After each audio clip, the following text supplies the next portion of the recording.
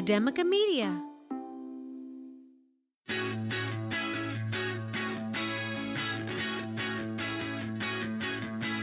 From Academica Media Studios in Miami, Florida, it's Big Ideas in Education, a weekly recap of inspiration and innovation in your schools. Hello, education lovers. Overjoyed as always to have you joining us on this week's installment of Big Ideas in Education. I'm Ryan Kairalla from Doral College, happily joined by Dr. Sarah Boulos-Fye from Somerset Academy Schools. How you doing, Sarah? I'm doing well, thank you. How about yourself? I'm doing quite well. Great stories to talk about this week. Why don't you get us right into it? Well, you know, that age-old question, that Shakespearean question, what's in a name, that was ringing in my mind this week because I was reading an article about some school accountability measures in New York. And the premise is that the question, I should say, is whether or not identifying struggling schools as such inherently may hurt them. This week, the State Department of Education for New York outlined a proposal for shifting the narrative when it comes to school accountability. The accountability system had been revamped as recently as 2019, but as you can imagine, the implementation of that plan quickly had to pivot due to the changes in testing and growth metrics throughout the pandemic. As part of the shift, officials this year plan to relabel schools considered in good standing as, quote, schools identified for local support and improvement, or LSI. The label is similar to those used for struggling schools. For example, the lowest performing schools used to be called comprehensive support and improvement schools, or CSI, but will now be called schools identified for comprehensive support and improvement, which, by the way, is a similar label used in Florida where we have CS&I schools labeled that way. State Education Commissioner Betty Rosa challenged the way we talk about these schools by asking, when we talk about a good school, who are we including and who are we excluding? Aaron Pallas, a professor at Teachers College and an expert in testing, stated that changes were necessary because the pandemic made it impossible to look at student growth before last year. He added, all of these recommendations suggest wanting to come with terminology that doesn't stigmatize those schools. I found this entire conversation interesting because for me, it reminded me a lot about conversations had by a lot of literacy educators about whether or not we should use the term struggling reader. And I do think names and labels are important, and I do think that they hold power. And I wonder how much of this is really going to make a difference. I tell this story often about when I was a kid in reading groups, and it was really clear, you know, which reading groups were the good ones. You wanted to be in the Eagles and the Whiz Kids and not so much in the Turtles. Yeah. And I was in the Turtles and I knew it. I knew what that meant. And I was going home and saying, I don't want to be in the Turtles. I want to be in the Whiz Kids group. So, you know, I wonder. So I wanted to get some of your thoughts on that. That is intriguing. Could you take a step back for me, Sarah, just to make sure I understand it? Can you give me sort of the two different types of nomenclature that's being used in this district, and so I can kind of hear the differences? They are discussing to relabel schools that are considered in good standing, LSI, which is schools identified for local support and improvement. And then the lowest performing schools to be identified as schools identified for comprehensive support and improvement, CSI. So LSI versus CSI. CSI is something that they've had in the past. I see. Well, in the state of Florida, we have CS&I, TS&I, similar categories for schools that are identified as needing additional support. Okay, I'm with you. We also have the additional metrics of, in Florida at least, we have A, B, C, D, F, which are labels that I think most people are pretty familiar with what those things signify. Well, and I think those grading labels are pretty unmistakable, and that is by design because of the function that it serves, right? The A through F grading is an external function. It is meant to inform the marketplace, especially in a state like Florida where school choice has been embraced so much as a policy matter, the idea being we want to give parents the information they need to know what school decision might be right to enroll their kid in. And so rather, it's almost like stigmatizing the school, for lack of a better word, is a feature and not a bug. We want to identify these schools, not just to know which ones we need to improve, but also to allow parents to sort of vote with their feet. So it's interesting you mentioned that, because in the article, and of course we'll link it in the description box of the show, but in the article they talk about, well, how are these titles going to be clarified to families, right? What is that going to mean for a family? And they haven't quite put that all together yet. It's still in progress. But I think, I think that whether we call a school LSI, CSI, or if we call it an A school or an F school, I think that there are perceptions about the schools that are going to exist based mainly, about what level of income the families have and what neighborhoods they're in generally. And I think those are going to be pervasive regardless of what official categories we put schools under or we say. There is something inherently judgmental, of course. It's evaluative, the way that we use these labels. There's something inherently segregating about putting a label on something. We're saying you are this, you are not that. And when it comes to schools, a lot of times it signifies funding, right? It might mean you do receive this level of funding, you don't receive that level of funding. I like to think of it like on this, wider scale, drilling down. What does that mean for the school administrators, for getting teachers? What does it mean for students and families at those schools? And I think at a micro level, my takeaway is that whatever term, phrase, label that you put on a child, school, district, it should not be a permanent one, right? The idea is that these should be flexible. These support interventions are purportedly supposed to be a temporary measure, but too often schools that are considered to be subpar rarely shake that label over time, if ever.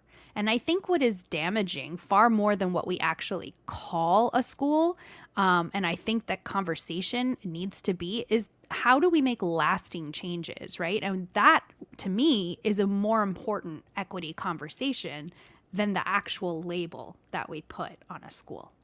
As far as I'm concerned, it's our response to the nomenclature, right, rather than the nomenclature itself, that really matters here. Whether it's parents, students, community members, policymakers, school board members, whatever nomenclature we use, if we see it less as a warning to stay away from that school if I'm a parent, and more as a call to action as a community. This is a school that needs intervention. This is a school that's not reaching its potential, but it can. And there's no reason why it couldn't if we give it the right amount of support, if we do the right things, if we use the right evidence-based practices.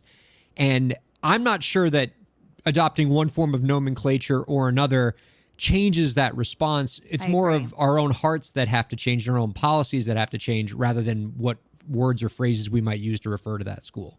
And that's what I think takes me back to the whole struggling reader conversation, right? So, do I think there is danger in labeling a child a certain way?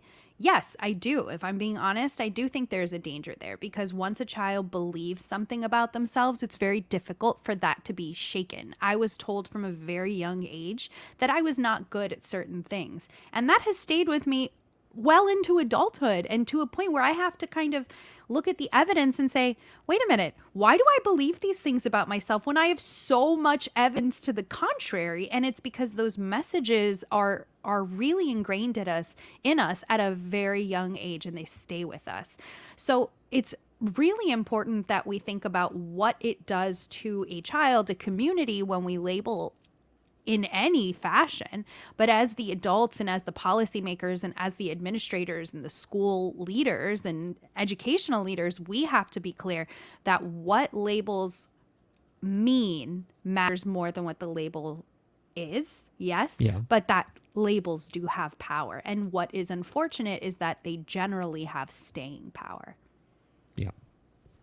So Ryan, I know you have something you're excited to share with us today. You've been excited for a while to share this. Without a doubt, because much like your story of being a reader in school, the story I have definitely brings back my own memories for me, and often a subject area that I struggled a lot with as a kid. So this definitely speaks to me. I'd like to talk, and probably something I still struggle with today, to be fair. I'd like to talk about handwriting instruction in schools. So, Sarah, in our increasingly digital world, there is one particular skill that may not be as valued by students today as it was for previous generations, and that's penmanship. In a recent article in Edutopia, a middle school teacher that teaches English teacher, Che Sepin Barenyas, talked about how schools should take a new look at handwriting instruction and talked about her own school's experience in overhauling their penmanship program. Ms. Sepin Barenyas summarized some of the literature discussing the importance of handwriting skills, noting how research has shown that penmanship quickens the development of reading and writing skills and helps build memory. Now, for schools who are looking to enrich their current handwriting instruction, the article provides some areas to focus on, including teaching effective pencil grip and paper holding, using practice drills, and most importantly, having teachers effectively model the stroke formation of letters. The author also discusses her own personal experience in teaching her son cursive and how that helped to improve his handwriting. Now, I have to say, Sarah, when I started my own little research journey in the pedagogical benefits of handwriting, I thought it was basically just limited to making your writing more readable, which is something that most of the people around me wish I could do better.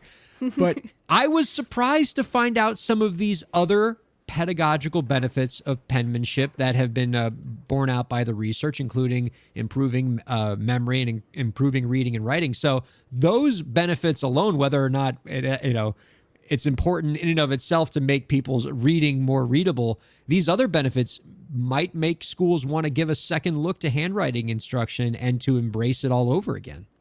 So believe it or not, I actually have a lot of thoughts about this subject. When do you not have a lot of thoughts about a subject? I want the episode where I bring a subject to you, just like, I got nothing. Of course, I got nothing for you. I don't know what to tell you. You got all the thoughts. This is why I love talking to you about this stuff each week. So there's just so many things that run through my mind. So I guess, okay, so first, let's start with something that immediately came to mind is that this is actually a pretty relevant conversation here in Florida because recently, this year, 2022-23, we're rolling out for all K-12 students the BEST standards, which is a new set of standards in Florida, and they're bringing back cursive as a benchmark, which is something that was it's been in, it's been out, it's been in, it's been out. So as a literacy educator, cursive is something that comes up a lot, and it can be a little controversial about cursive, both in reading and in handwriting, right? So if we don't teach students about reading cursive, we are denying access to a lot of things, especially historical documents, right? So that's something that comes up a lot. When it comes to writing in cursive, there is a movement that has, I don't know that it has a lot of momentum right now, but it has some interesting theories regarding teaching kids to write via cursive versus print. With the idea being that, if you see a little kid drawing, they're not drawing straight lines, right? They're drawing squiggles and circles, and they're their instinct is to draw very loopy, which would lend itself to writing in cursive. So that's one element that comes to mind when it comes to handwriting. I also was kind of thinking, and it's just kind of like my own comedy in the sad comedy that my mind goes through. And when talking about research is like the correlation between bad handwriting and income is like comically, because like lawyers, doctors have, yeah.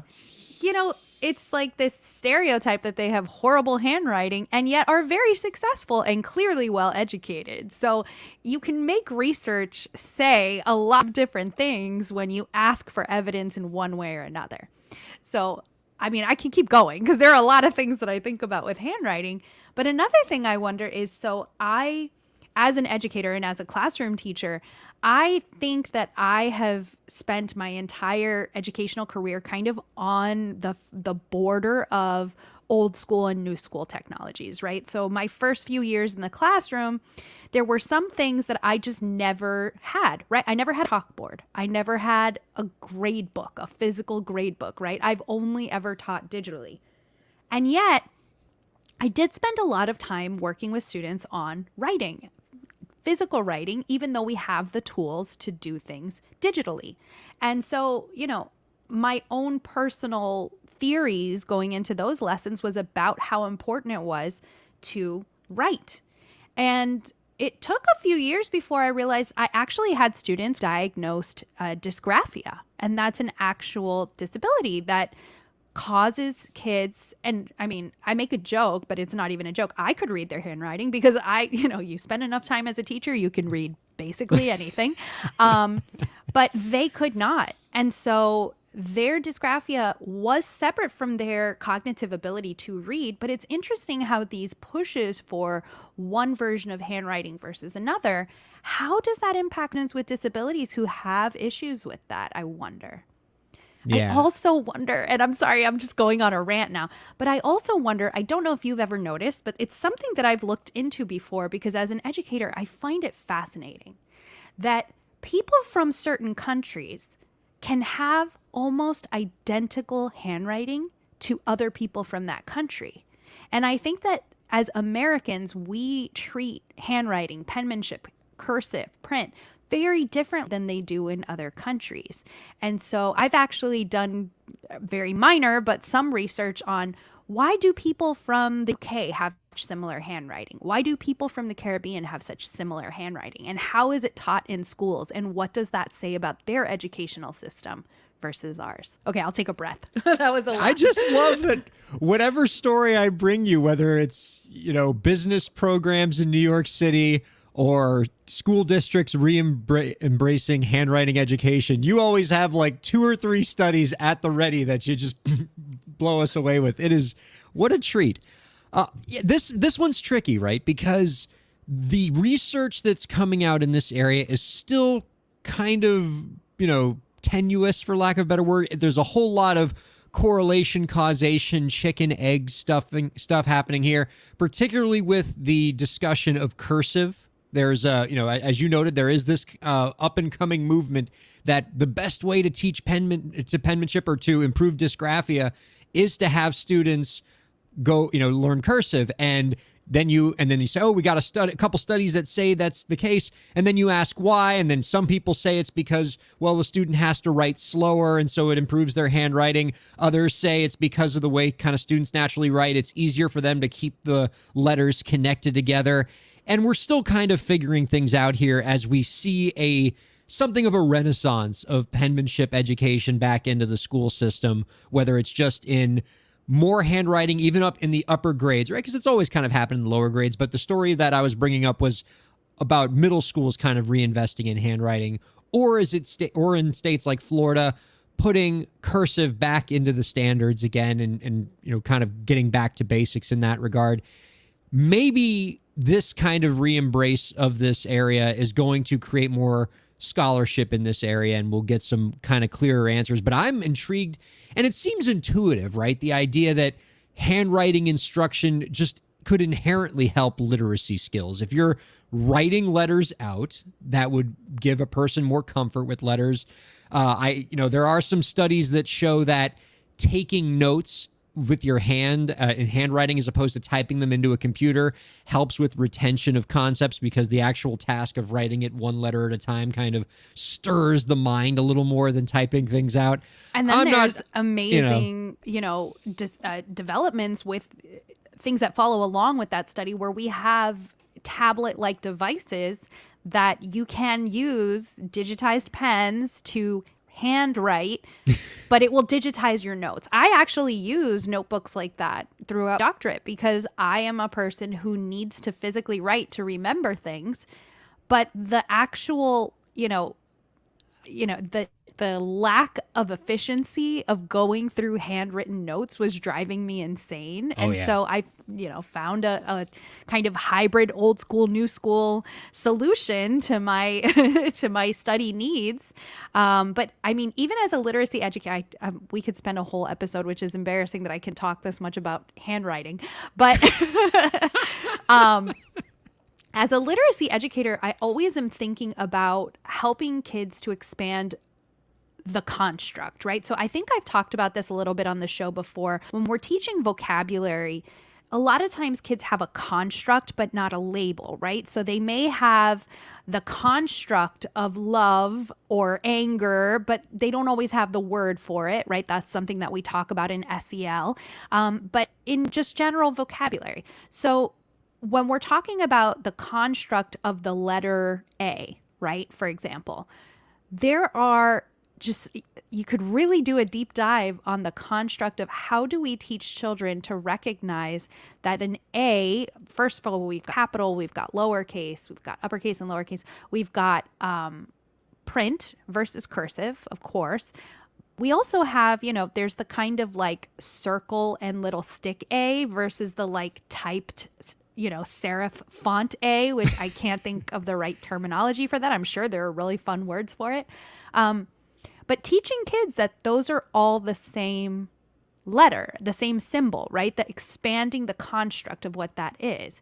And so I think that the idea of writing as literacy instruction is all about expanding the construct. A lot of times we do sensory activities with younger readers where we have them, gross motor skills, spell out an A using their hand, their arm, their finger, using Play-Doh, right? To get the idea of what the construct of that letter is. So there's a lot going into this. I mean, it sounds like a silly idea. We're talking about handwriting, but there's a lot of the mechanics of our brains and our bodies and our minds and how learning happens that goes into this, what, is seemingly an innocuous concept, but it really has pretty far-reaching impacts on how we learn. I feel like if you gave me 1,000 tries, I could not write that fancy lowercase a that you're talking about. It's like the little oval with like the hat on top. Yeah. That's a tricky one for me. Right? Or like the computer G versus the way we write G's. Oh, man. Right? I could never get that one. I feel like the person writing the lowercase G in the way that you're talking about, like they have a monocle on for sure. Perhaps wearing a powdered wig. That one's super cool. I'm encouraged, or I'm interested in hearing what the viewers and listeners think about this. Tweet at us. We promise you can type those tweets. You don't have to handwrite anything if you're as self-conscious about your handwriting as I am. Or you could write it and take a picture. There you go. We'll take your handwritten screenshots if you think you got cool handwriting. However you get that message to us, get it to us at Academica Media with the hashtag BigIdeasInEducation. Help us keep that conversation going. Sarah, this was a treat. Great stories this week. Thanks for hanging out with me. Thanks, Ryan. Thanks, everybody.